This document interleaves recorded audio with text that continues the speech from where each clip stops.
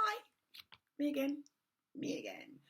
Tiffany Beats, seeing, feeling, hearing, and being with spirit again. It's getting a bit monotonous, but yet so informative. So that's what I'm trying to keep it doing. Just going through the book that I channeled through the Akashic Records, and there's some really sensible stories or lessons, advice, thoughts, noticings about our Earth, really about Gaia, and how we go through it. Really, how we manage to. Almost reminds me of a pinball machine, dong dong dong dong dong dong, and you're just bumping between one event to another, and what lessons we learn, and the people we bump into. So I'm going to continue on, chapter 17, relationships by Quan Yin. Quan Yin was one of the female Buddhas back many thousands of years. And so, yeah, let's crack on, eh? Awesome. This is a longer chapter, so it'll probably be about four episodes, if you like. So hang on in there. Okay. We want to talk to you about relationships. All human dynamics can be interesting and often entertain us. Relationships can occur through several lifetimes. The soul families can be quite large, up to about 25 to 30 souls together. These souls come through in their lives either in families or close-knit neighbourhoods, or even colleagues that may have worked together in other professions or in other companies. You may feel drawn to each other and get on well in the workplace.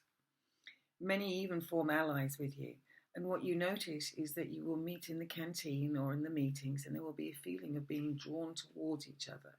You may not understand why, but you may have similar outlooks as each other. The more you feel drawn, the more lives you have spent together. Soul families may even be drawn together, which could be through marriage or business partnerships. It will be easy to get along and things will flow. There will be a pull inside that perhaps you don't understand, but feel the compunction to investigate more of the dynamics.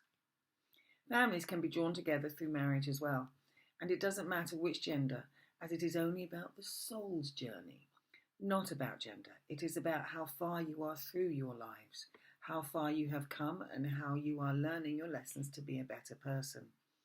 To help more and to assist those who are lesser in either socio-economic areas, disabilities, or are ill.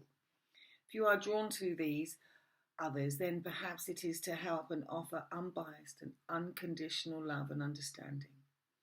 Often people with disabilities can see things that able-bodied people can't, because their normal senses are compromised, so the other senses pick up more from energy of people, much like children before they have been socialized or negated in what they see.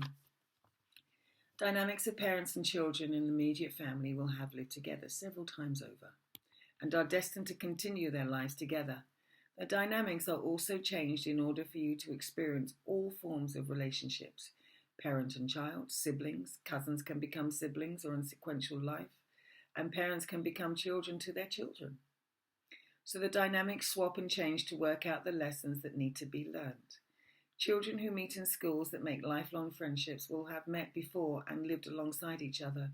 They may have been to war together or shared a situation that was life-threatening or extreme.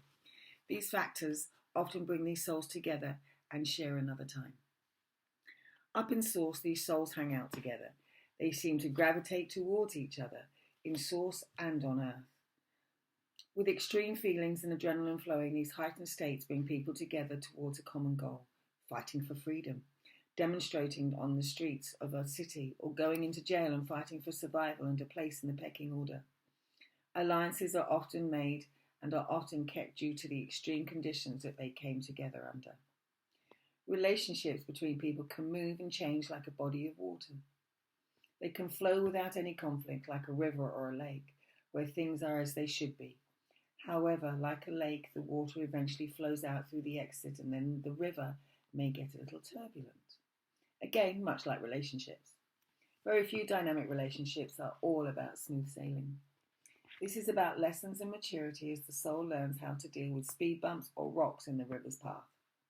Every meeting between two people always has a reason. Could be good or bad, but as long as you learn from it, it is unlikely to come back and repeat. So what we are saying here is that you should be aware and travel through life with your eyes wide open and notice things. Be observant and act accordingly. What does this new meeting feel like? Why and what do I have to learn from this? Every meeting has its reasons, and it is up to you and your soul to feel out what that is. You may meet someone in the street briefly, perhaps to give directions or to help them on their way, or even being accosted. There are always reasons. If this happens, being accosted, was it a payback from karma? Have you been particularly horrible to someone and ripped them off? Look hard and remember, you may feel affronted by the assault, and yes, it is scary. Ask yourself, why did this happen?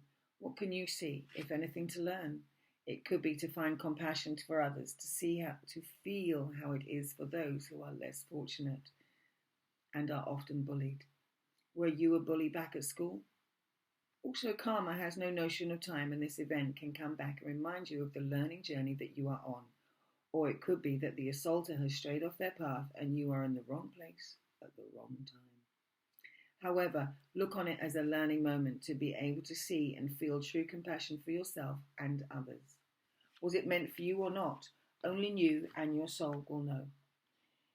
If it is a meeting of like-minded people, then there is a learning for both of you to help the community or wherever you are.